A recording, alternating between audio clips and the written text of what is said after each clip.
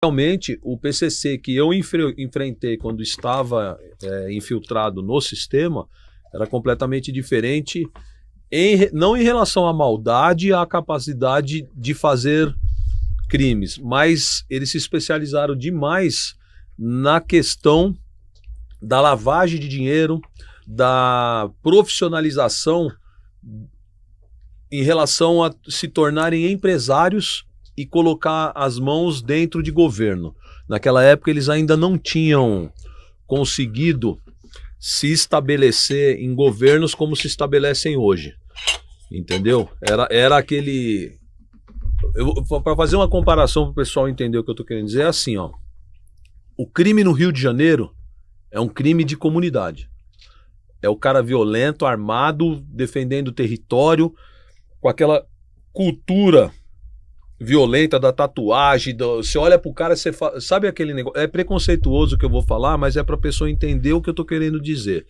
Você vê dois caras numa calçada. Um você vai olhar pra ele e fala assim: olha, tem jeito de bandido. O outro não. O crime carioca, você olha e fala assim: ó, esse aqui tem jeito de bandido. O crime PCC paulista, você olha, ele tá de terno e gravata, levando os filhos na escola, dono de empresa, e o cara é faccionado, ele tá lavando o dinheiro do crime. Não todos. Nós temos... o crime em São Paulo ele é uma empresa. Tem o operário, tem o segurança da boca, tem o ladrão que vai fazer grandes assaltos, que vai trazer dinheiro para a facção. Tem toda a modalidade criminosa, do feinho armado ao cara de terno caro, dono da empresa. A diferença é essa.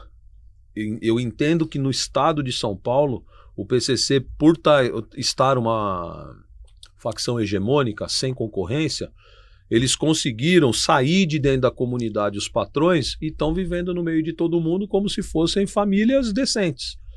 Bons advogados, boas empresas, bons contadores, bons negócios, o cara tá vendendo combustível, vendendo carro, dono de rede de farmácia, dono de rede de restaurante, dono de todo tipo de negócio, lavando o dinheiro que tá vindo do negócio ilícito, aí do contrabando de cigarro, do tráfico de entorpecente, dos grandes assaltos, dos crimes de internet, que tem quadrilhas gigantescas especializadas em dar crime em internet o dia inteiro.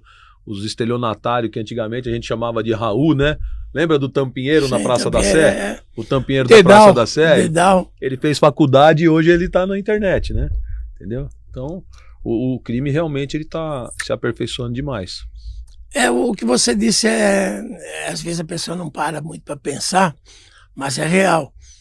Realmente o Rio de Janeiro é mais raiz, é mais a origem de como começou tudo.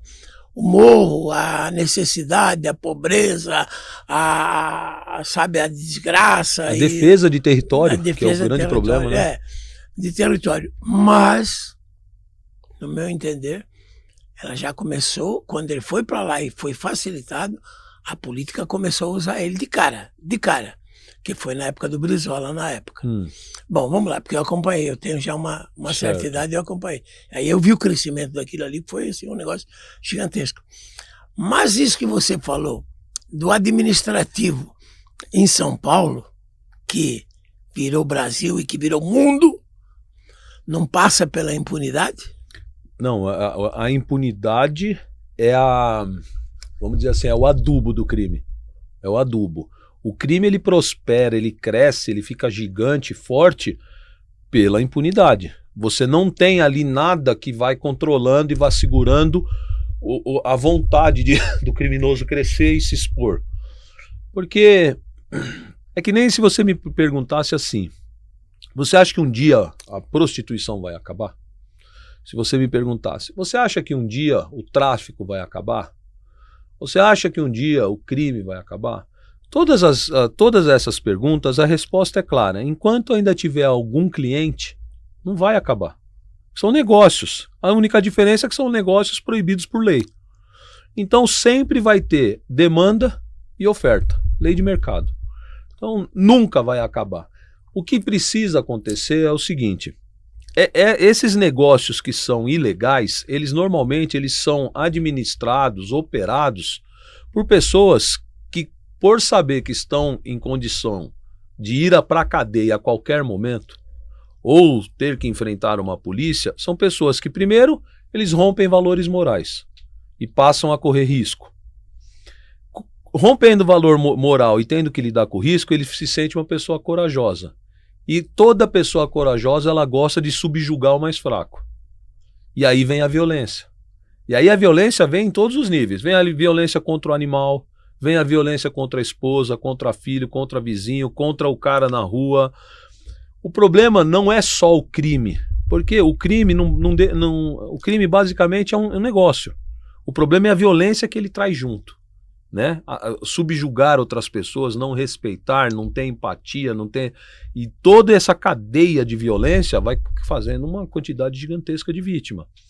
Como que a gente teria que fazer para dar uma freada nisso? Aquelas pessoas que optam por uma vida de crime, ela tem que entender o seguinte, que o crime, se ele estiver agregado com violência, ele tem que ser punido. Muito mais grave do que o crime mais simples. E é esse o grande problema. O nosso país não consegue desestimular a violência. Eu faço um paralelo para você assim, ó. Um marido que toma um chifre da esposa. No momento que ele recebe a notícia, se ele tem a vontade de dar um tiro nela, o que vai fazer? O que vai impedir que ele faça isso? É ele pensar qual é a consequência. Saber que ele vai ser punido, né? Mas que punição? Ah, vou ficar 5, 6 anos na cadeia? Tem cara que faz essa conta e fala assim, não, eu fico 6 anos na cadeia para ver essa mulher morta na minha frente, por tudo que ela me fez, e eu dar uma resposta para minha sociedade de que eu fui macho pra caramba e arrebentei ela. É uma conta na cabeça rápida. Agora, se eu faço a seguinte conta, tomei esse chifre, vou dar um tiro na cara dela e eu vou ficar até o último dia da minha vida na cadeia, talvez ele fale assim, ah, rapaz, é tanta gente que toma chifre que eu sou mais um e vou recomeçar minha vida com outro, dane-se. Alguém melhor, talvez.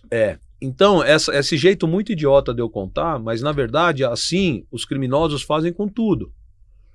Vale a pena eu ir ali pegar aquele celular? Qual é o risco? Ah, o risco você vai ficar 1 ano preso. Quanto custa um celular? 12 mil? Um iPhone novo? Oh, vale a pena, vou lá pegar. Essa conta ele faz, só que vem uma outra pergunta na cabeça dele. Pô, mas e se o cara reagir? O que eu faço? Ah, se o cara reagir, eu vou dar uma facada nele. Vale a pena? Qual conta? Ah, uma lesão corporal. Porque eu não vou matar ele não, vou dar uma facada. Uma lesão corporal, vou ficar mais tentativa de homicídio, mais 6 anos. Ah, melhor do que esse cara me prender, dou a facada. Ou seja, as pessoas vão fazendo contas muito rápidas na cabeça de se vale a pena correr esse risco. E no nosso país vale. É um problemaço. E o crime passa do momento do crime pela polícia e vai à justiça. O maior sufoco do criminoso é pular essa etapa. Porque enquanto ele está no foco da polícia, ele está correndo o risco de ser punido mesmo. É o único mesmo. risco. Porque a solução dele e o alívio dele, ufa, Armando, vou ser julgado. Aí eu tenho chance, faço de Armando, tudo. eu cansei de prender gente e o cara fala assim, mas assim, não quero conversar, me leva pro distrito, me leva pro distrito. Vai, me leva embora. Os caras não queriam nem olhar na cara da gente de medo. Entendeu? Não, caiu, senhor, me leva pro DP, e do DP acho que ele devia falar pro delegado, me apresenta na audiência. Entendeu? Eu não tô dizendo que há um conluio do judiciário com o crime, não é isso. É que no momento de aplicar as leis, os juízes e promotores estão aplicando a lei a uma parcela deles com muito mais rigidez e outras tentando prestigiar a técnica e não levando em consideração tudo que tem em volta.